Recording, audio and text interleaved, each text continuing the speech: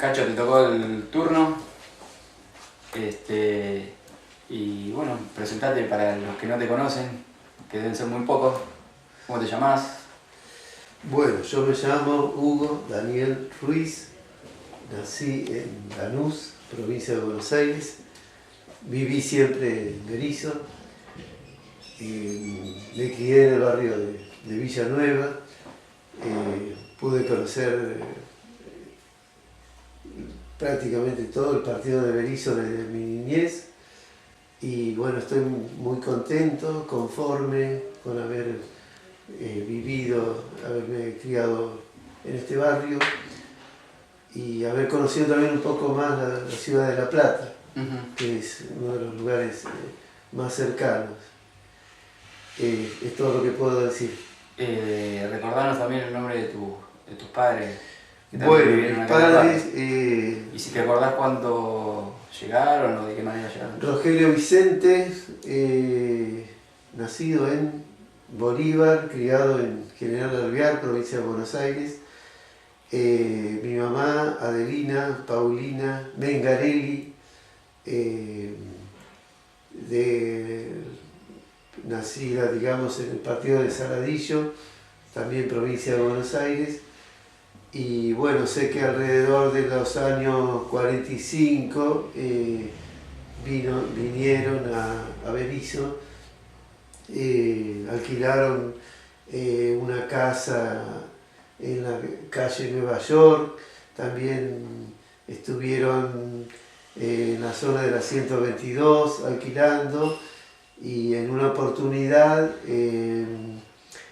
pudieron acceder a un crédito del Banco Hipotecario Nacional y cosa de que en el año 57 más o menos ya se concretó, se pudo haber realizado la casa de donde estamos ahora. ¿Es donde estamos ahora?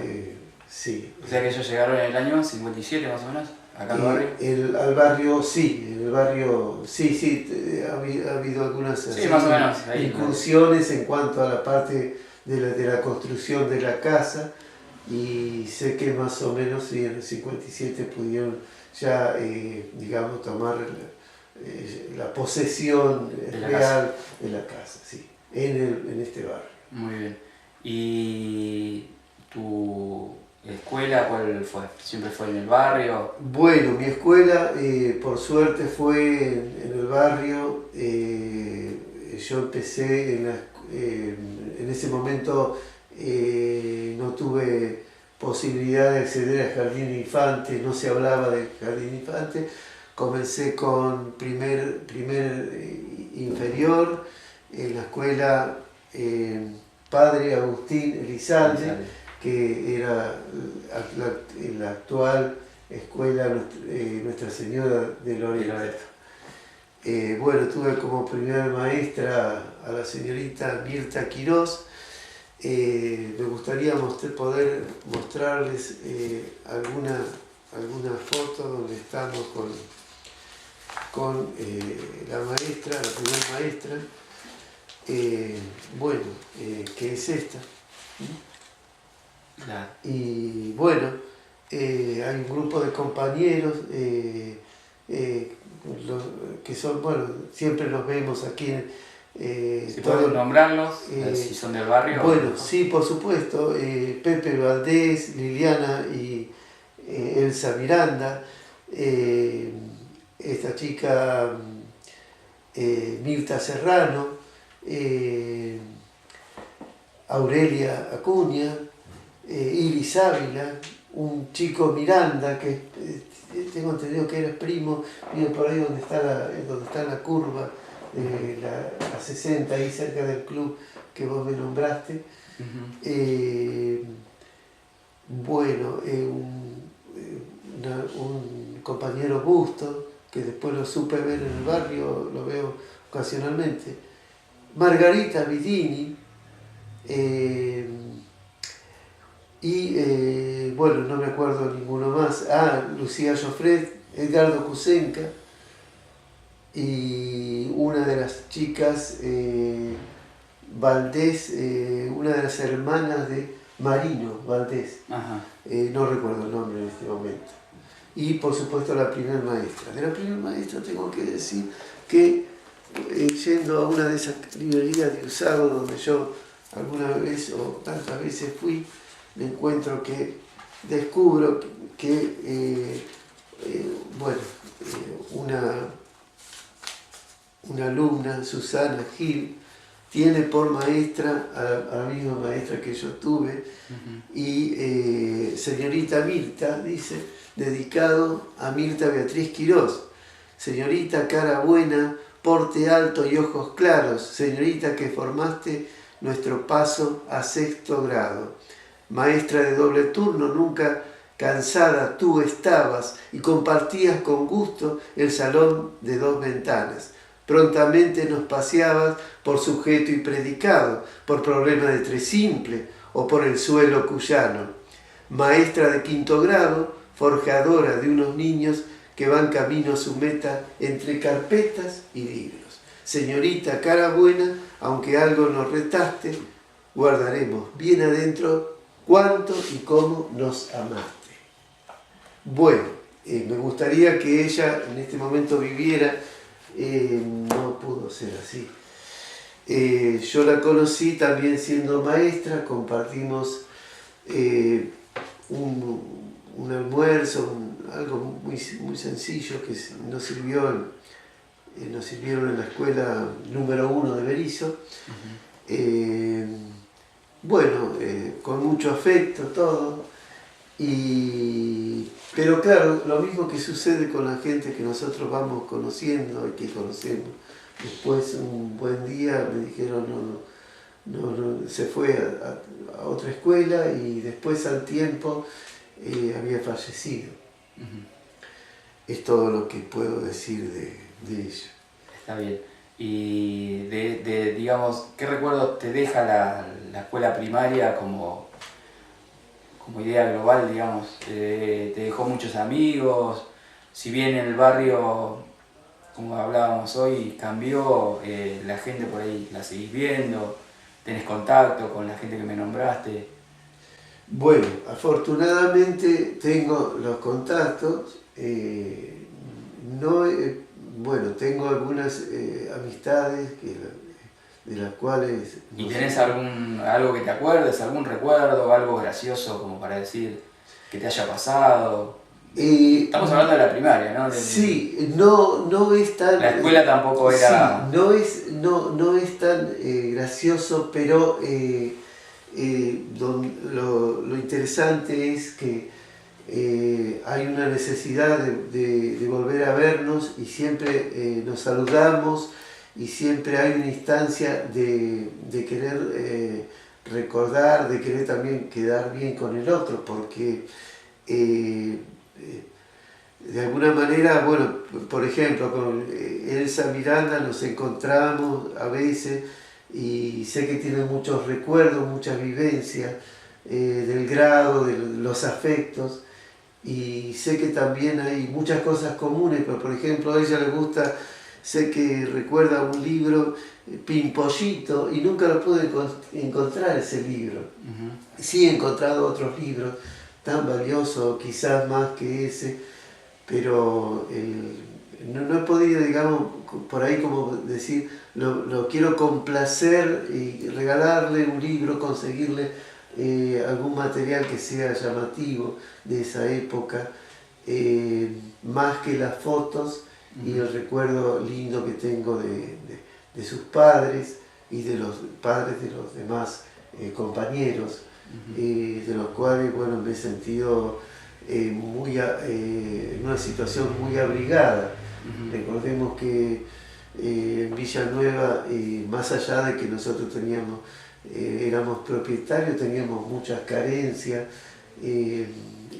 con respecto a los servicios básicos, siempre el barro, el gas difícil de conseguir, el que podía tener una garrafa, en el mejor de los casos conseguir algún tubo de 45 kilos para proveerse de gas, pero siempre estábamos limitados. y vos rescatás la participación de los vecinos como vecinos. El barrio siempre se caracterizó por tener buenos vecinos. Sí, desde sus comienzos. totalmente. Siempre se han ayudado. Mis padres participaban en alguna comisión, en alguna liga de madres. Bueno, han ido a las kermés, a los bailes. De pronto se cortaba la calle para algún vecino, proveía la luz.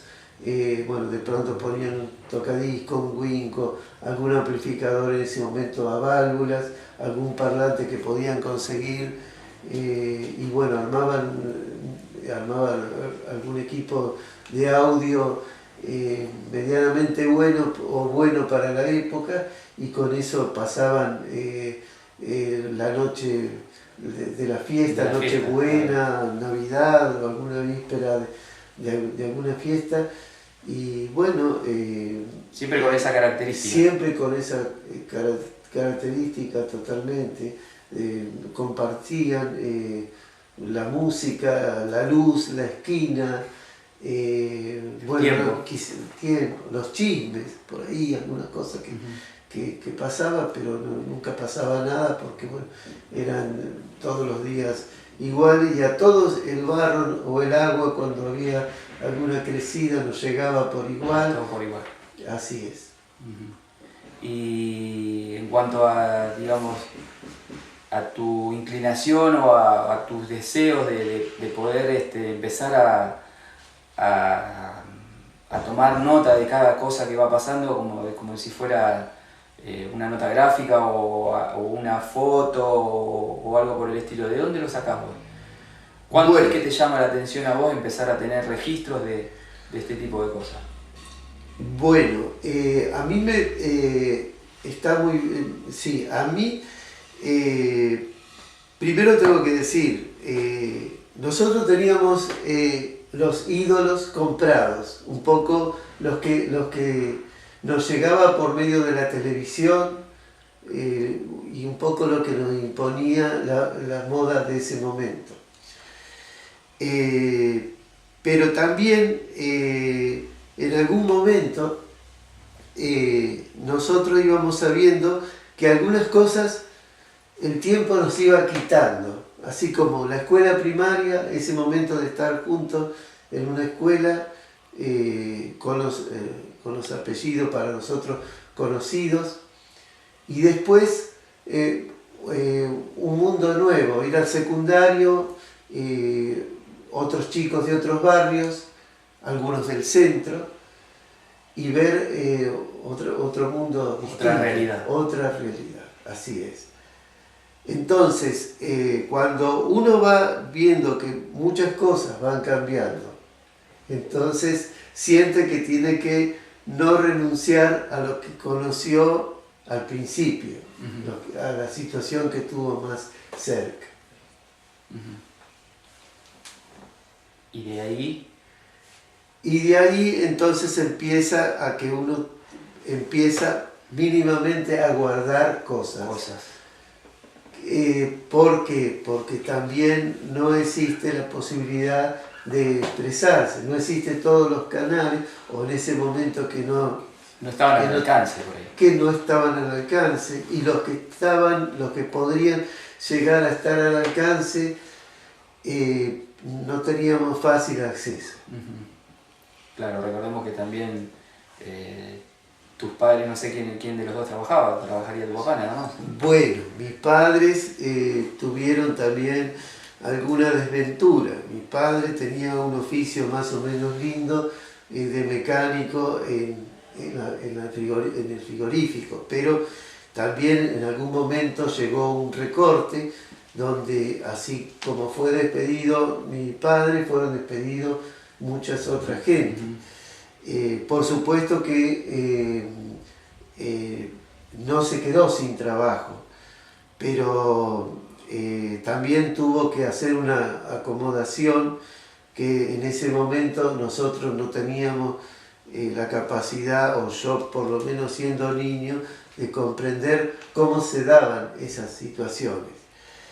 Por lo tanto, mi mamá salió a trabajar, consiguió un trabajo de auxiliar, digamos, no sé cómo llamarlo, bueno, hacer limpieza, cocina, y hasta que pudo jubilarse, por ejemplo, en la clínica Mosconi, y tener una jubilación mínima, pero sostenida. Claro. Lo que voy para ponerlo más o menos en contexto, sí. Esto es que vos por ahí necesitabas o querías llegar a una cámara fotográfica o algún tipo de cosa y la situación a veces se ponía complicada para poder llegar a un elemento de esa característica. Claro, sí, tendríamos que hablar sobre los precios. No estaban acorde a lo que era una familia del barrio. Del barrio y de muchas familias argentinas, yo me animaría a decir, por los valores que tenían. Claro. Sí. Si bien había acceso a otras cosas, por ejemplo, en la parte de relojería creo que estaba un poquito mejor, pero la parte de foto y cine en ese momento, vamos a decir a fines de la década del 60, yo sentí que era muy caro. Yo no me acordaba de lo que era el cine, y un día, estando en el barrio, por supuesto, dice, en el club Villa Porteña van a pasar una película. Bueno, todos fueron, entraron, me acuerdo de un club de chapa grande con un parlante, con un agujero redondo, circular, y un parlante, una bocina. Y bueno, adentro trajeron unos proyectores, apagaron las luces y vi una película en colores, de pronto ver una imagen del presidente Kennedy allí. Yo me quedé asombrado porque nunca había visto, digo, qué bueno que es esto. Y bueno, empecé a ir al cine, a ver, bueno, algunas películas había que leer porque no estaban dobladas, y bueno, ver un poco de cine nacional también. Y de ese momento digo, qué lindo, qué interesante es el cine. Pero no todos podemos acceder. Y entonces yo me quise comprar un proyector para pasar películas y lo que pudieron comprarme en ese momento fue un Cinegraph, que es un juguete, vamos a decir, casi un juguete, con algunos implementos ópticos, donde se pasan unas películas de papel. Y bueno, entonces ahí se iba formando un pequeño grupo. Yo le quería dar un sello personal, quería pasar una película. Y los invitabas. Y los invitaba y armábamos. ¿Y quiénes, te acordás quiénes podían llegar a estar en esa función privada? En esa función privada estaban los hermanos de Chucu, Miranda, había otro chico, Goni, Néstor, había unos hermanos Goni, y había, bueno, algunos otros que no están más en el barrio. Y lo que sería para ellos, ¿no? La fantasía de ver. Claro, porque no había nada que fuera en color. En la televisión, que también a mí me gustaba, podía ofrecernos algo parecido, pero en blanco y negro. Claro. Entonces eso era algo que estaba en color y que yo lo hacía cambiar girándolo manualmente. Hasta que pude comprarme una filmadora y pensar que eso podía dar algún fruto, porque tampoco podía comprarme enseguida el proyector. Claro. Y la filmadora no era barata, y bueno, un montón de cosas hasta que pude comprarme una de las más económicas, en Capital Federal, por supuesto. Y bueno, ahí empecé a tener mis propios registros fílmicos. Película Super 8, muda, y sin posibilidad de tener un zoom, acercar la cámara, alejar la cámara, ¿no? Es un foco fijo y tratar de acertar la parte de diafragma para que bueno, no tuviera carencia de luz o una sobreexposición, es decir, que haya una entrada mayor de luz digamos queme la película.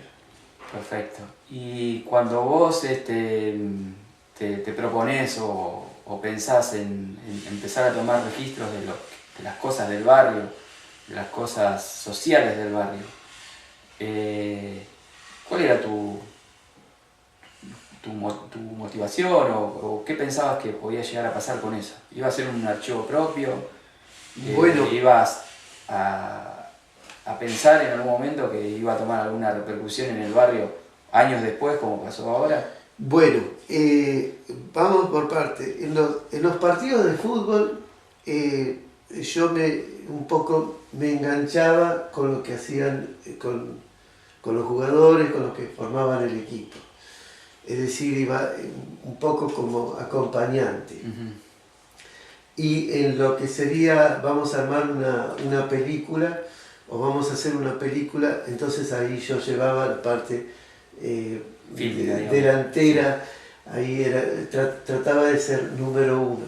No porque me gustara y yo no salía, sino porque podía generar todo lo que es una película. Una película. Pero también tenía muchas limitaciones, porque bueno, también pasó mucho tiempo hasta que pudieron comprarme un proyector que además quemaba muchas lámparas. Y bueno, lo que me llamó la atención siempre en las pocas veces que pude ir a La Plata por temas de película, era haber conocido un microcine donde había un hombre que tenía un equipo Sony de audio, un grabador Sony con unos parlantes pesados, importantes para la época, estoy hablando de los años 69, 70, uh-huh. Y un proyector de línea europea, generalmente alemanes, austríacos, y arrancaban los dos al mismo tiempo, el proyector y el grabador, y terminaban también al mismo tiempo. A mí me impresionó, me pareció muy bueno, eso se puede hacer en el barrio, en Berisso. Los que íbamos a un microcine a ver una película o los que veían la película y nunca habían ido a un microcine. Está bien. ¿Y qué recordás por ejemplo, de los testimonios de las serenatas, de los muchachos de esa época que salían y que hacían la recorrida y que bueno, vos afortunadamente tomaste algunos registros de eso? Bueno, como nota tuya, digamos. ¿Qué es lo que vos te queda? Bueno, yo ahí ya había pasado prácticamente de lo que era el Super 8 con la parte sonora y pude comprarme un equipito de segunda mano de videocassette y yo tenía los rollos y había, digamos, tenido la suerte de filmar algo en Santiago del Estero donde yo había trabajado como maestro un año, como maestro suplente, porque no tenía el título y solamente pude al principio, para que me den el cargo, trabajar como bachiller. Pude mostrar lo que es el departamento Tamisqui, el centro de Santiago, algo de la banda, haber podido entrevistar a Sisto Palavecino y a otros más, Oscar II Carrizo, que era uno de los Cariguayla, fundador de los Cariguay, y haber tenido la amistad de él y también de su hijo Hugo. Y bueno,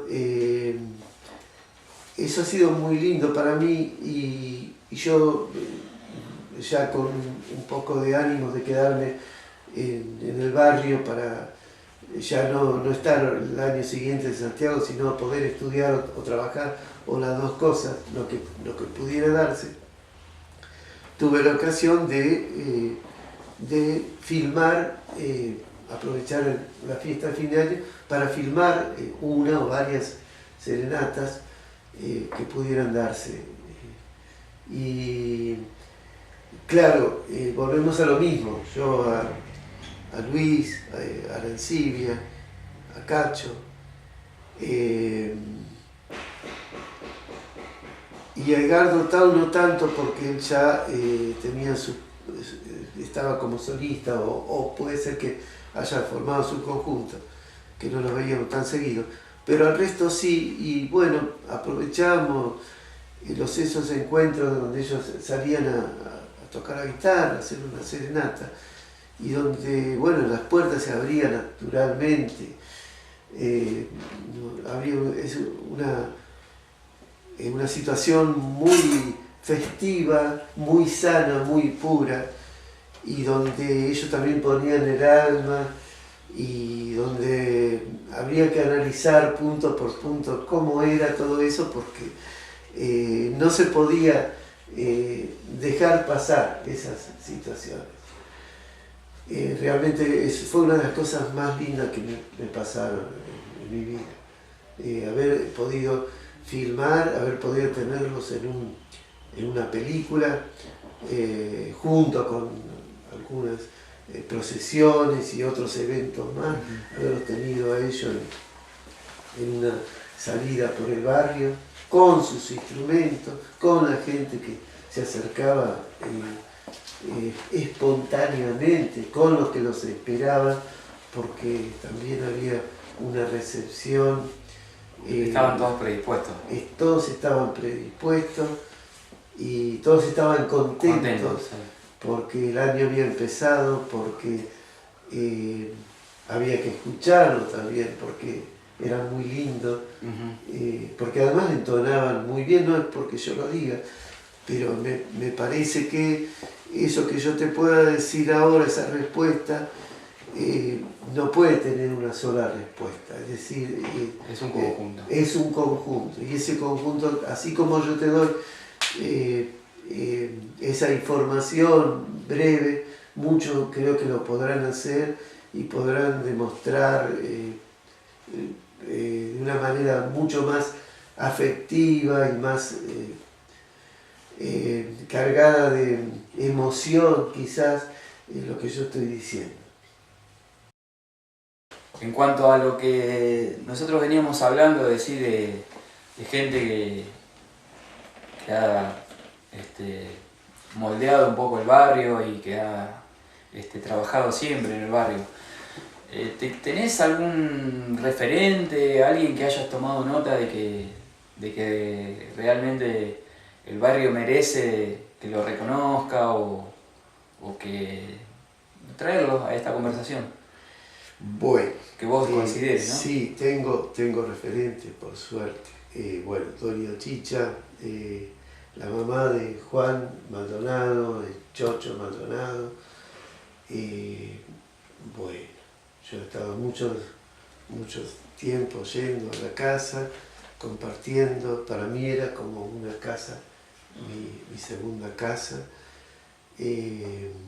No quiero olvidarme de Doña María Esther Sanguitus de Dahue, que es la mamá de Raúl y Emir, que fue como una mamá también, porque ella cocinaba para mí o me preparaba la ropa, porque mi mamá trabajaba y bueno, a veces trabajaba, hacía doble turno, y entonces bueno, no me podía, digamos, dar las cosas, facilitar lo que sería el guardapolvo y demás, y entonces me ayudó mucho.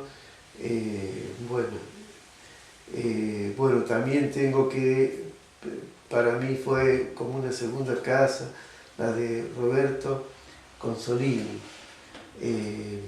Bueno, y una de las cosas de las satisfacciones de haber sacado con mi primer máquina de fotos la foto que estoy mostrando que hizo de Chascomús en ese acá, momento.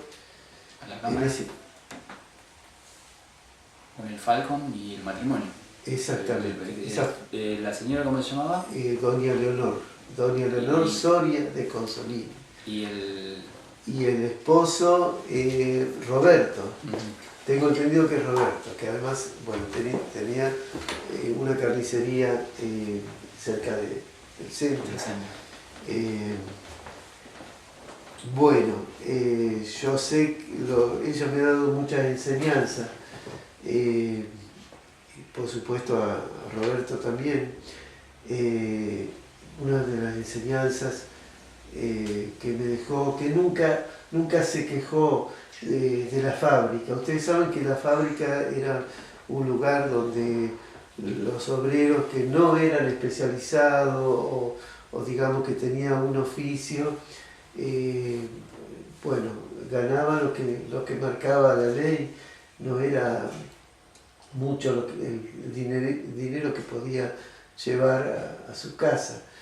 Sin embargo, ella siempre reconocía que lo que era el valor del trabajo. Uh-huh. Sabía que ese trabajo de obrera, sufrida, porque a veces incluso se cortaban, algunos trabajaban en picada, podían cobrar un poquito más porque se hacían producción, pero realmente nunca llegaron a ser unos salarios tan jugosos y tan interesantes como para quedarse o para tomarlo como una fuente laboral estable y tentadora, pero ella jamás se quejó y ella sabía que más allá de los abusos, tenía que dar como trabajadora una respuesta de persona digna y muy valiente. ¿Y eso vos considerás que también la ayudaba, o ya era una característica de ella, ¿no? Para esa representación que ella tenía acá en el barrio, por ejemplo, ya era innata de ella. Yo considero que ella tenía una fuerza interior también que hacía que la movilice por ahí a pedir cosas para el barrio, no solamente para ella. Ella tenía mucha fortaleza, lo cual le permitía enfrentarse, ponerse igual a igual con cualquier persona, por más alto cargo que tuviera o que sea un funcionario o un político o un militar. Uh-huh. Y sé que también padecía lo que padecía cualquier madre que tuviera algún problema en el camino, que se le haya presentado alguna situación, pero ella sabía salir adelante de una manera ejemplar. Podría dar algún ejemplo, no sé si... Te iba a hacer esa pregunta, digo, ¿tenés algún ejemplo?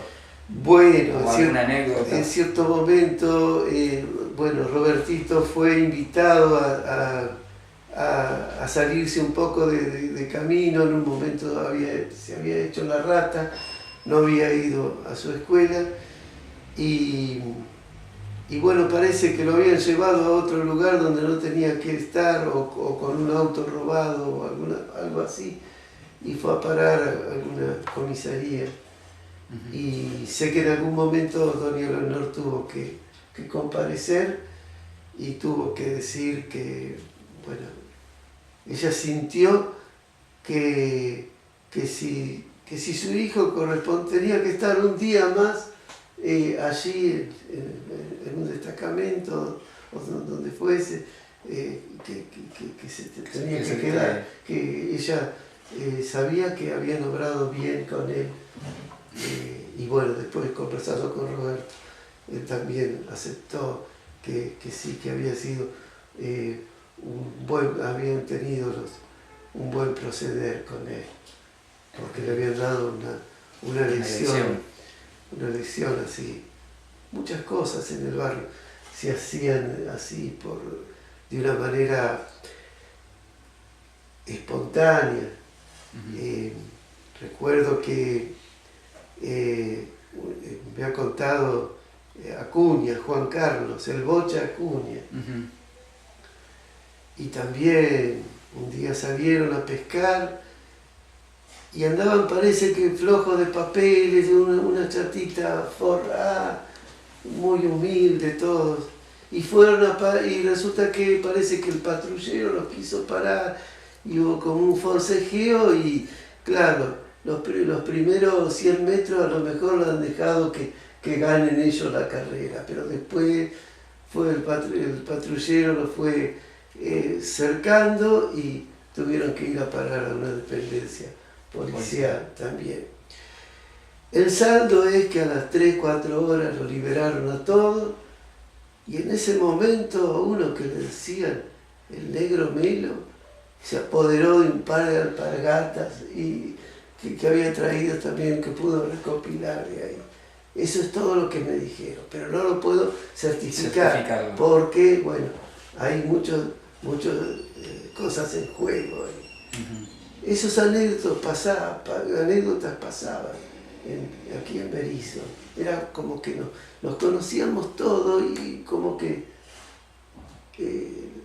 todo se armaba de una manera muy,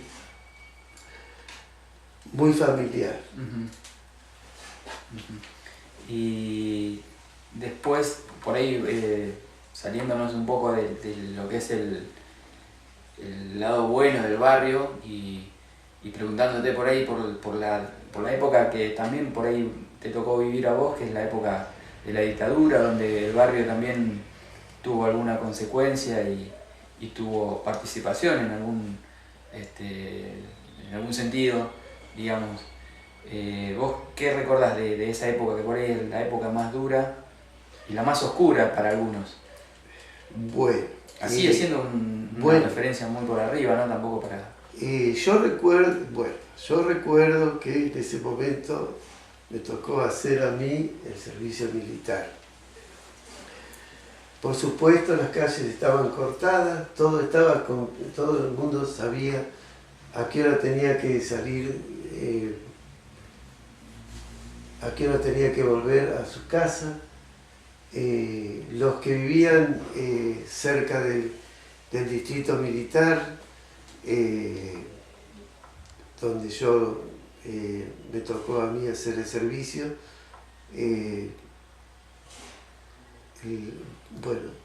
se les corría las vallas para que pudieran llevar sus autos a sus garajes, a su domicilio. Y bueno, en ese momento no puedo decir algo que haya visto, algo que sea llamativo, porque donde yo estaba, más que lo administrativo, no pasaba. Sé que había gente que pedía por las personas, por algún familiar, y se los escuchaba y bueno, se los atendía, y las personas que estaban en ese momento en la guardia los derivaba. Bueno, era todo lo que y se acá, hacía. pero específicamente del barrio, digamos, vos veías que participaban activamente, había mucha gente grande que por ahí... Bueno, en el barrio vamos a decir que hubo como un paréntesis. De alguna manera las personas estaban informadas de que, vamos a decir, políticamente no se podía participar. Yo sé que esto suena un poco a no poder creerse estas cosas, que sea tan así, pero todos sabíamos que había garantías que están en la Constitución, que habían sido un poco congeladas o suspendidas. Como también sé que no haber conocido lo que era el toque de queda, sé que en Chile existió el toque de queda, o sea que si bien, por dar un ejemplo, nosotros, bueno, un ejemplo que surgió después, la Guerra de Malvinas, nosotros teníamos la Guerra de Malvinas, pero si a alguna persona se le ocurría en ese momento decir, me voy a Mar del Plata, me lleno el tanque de nafta y voy al casino, también podía hacerlo. Entonces, no todos parecería que compartían el mismo sentimiento. Si bien es cierto que queríamos que ganara nuestras fuerzas y recuperar el territorio malvinense, por otro lado también sabíamos que había gente que de alguna manera no se había comprometido con esa empresa tan noble de querer recuperar las islas. Es decir, el compromiso no fue para no todos fue tal. iguales. Bien.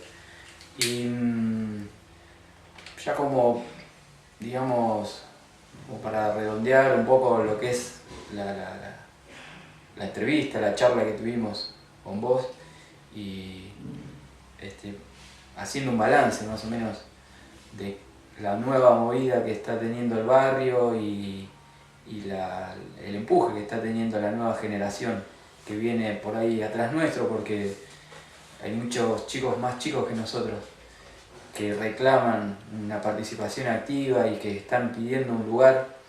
Es por eso que también nosotros nos vemos con la obligación de tomar un poco la posta que vos dejás y salir a buscar testimonios, nuevos testimonios que van a quedar, vaya a saber para quién, pero que con el tiempo van a ser importantes. ¿Vos qué podés decirnos a nosotros que estamos haciendo este tipo de actividad? Bueno, yo lo que tengo que decir que no bajen los brazos, que sigan buscando siempre algunos referentes, porque siempre es necesario tener algún modelo, si es posible viviente, de alguna persona que nos puede llegar a orientar, a aconsejar, a asesorar, a guiar en ese o en esos emprendimientos que ustedes puedan llegar a tener. Eso por un lado. Y por otro lado, tener presente algunas situaciones. Por ejemplo, ¿dónde va a ser el...? Sé que muchos se estarán preguntando, ¿y por qué no forman parte de una institución de bien público, llame como se llame? Porque a lo mejor, como cualquier otra institución, primero se empieza sin nada, sin necesariamente tener una sede. Pienso que cada uno de ustedes, de los que forman parte, de los hijos y nietos de Villanueva, han creído y creen, y estoy convencido de que es así, de que pueden en forma, de que individualmente pueden interpretar, de que a lo mejor no necesitan un templo o una edificación, que sí es valioso para hacer actividades, por supuesto, pero creo que el entusiasmo que los une, el sentido que tienen, es tan o más importante que tener un edificio Bueno, Un espacio físico. un espacio, claro, el espacio físico es relativo, pasaría a un segundo lugar. Creo que hay dos naturalezas distintas. Es un grupo que se ha formado en el barrio con otras ideas, un poco sin los prejuicios que tenemos los adultos, quizás con un pensamiento un poco más abierto a la comunidad, donde lo estatutario no tiene el mismo valor o el mismo nivel que tienen, bueno, que fue para nuestro antepasado. Entonces, son tiempos distintos, son espíritus distintos, formas de pensar completamente diferentes. Perfecto. Y ya como última respuesta tuya, ¿no? ¿Qué podés decirle al grupo hijos y nietos? Bueno, yo les puedo decir que sigan adelante, que formen proyectos, que escuchen los proyectos que se les pueden llegar a sumar a los que tienen, que comparen, que no se dejen llevar por una respuesta fácil, que no sean de gatillo fácil. ¿Sí? Bueno, de pronto por ahí me puede preguntar de una manera que yo no entiendo y puedo reaccionar mal, sino que piensen que todo es una cuestión de hacer una apuesta. No tanto sería importante los logros, sino cómo procesan esa vivencia, no el resultado. El resultado es incierto en un determinado momento, pero la apuesta es buena en un proceso donde ustedes tienen un ideal en común. Bueno, nosotros te queremos agradecer, Cacho, el tiempo, el espacio que nos diste, la colaboración permanente que tenemos de parte tuya. Y bueno, te vamos a entregar un presente. Bueno, yo también. Lo voy a hacer, yo, pero bueno, bueno, muchas gracias. Está muy lindo, muchas gracias. Yo también quiero entregar un presente. Y bueno, es un desafío, ya saben, con ¿cómo se dice esto? Una asociación que puede tener un lugar físico, no puede estar en mejor situación, en menor, pero lo importante es el apoyo que tengan en cuanto a los vecinos, las ganas de trabajar, eso es lo más importante. Bueno, muchas gracias, Cacho. Gracias a ustedes.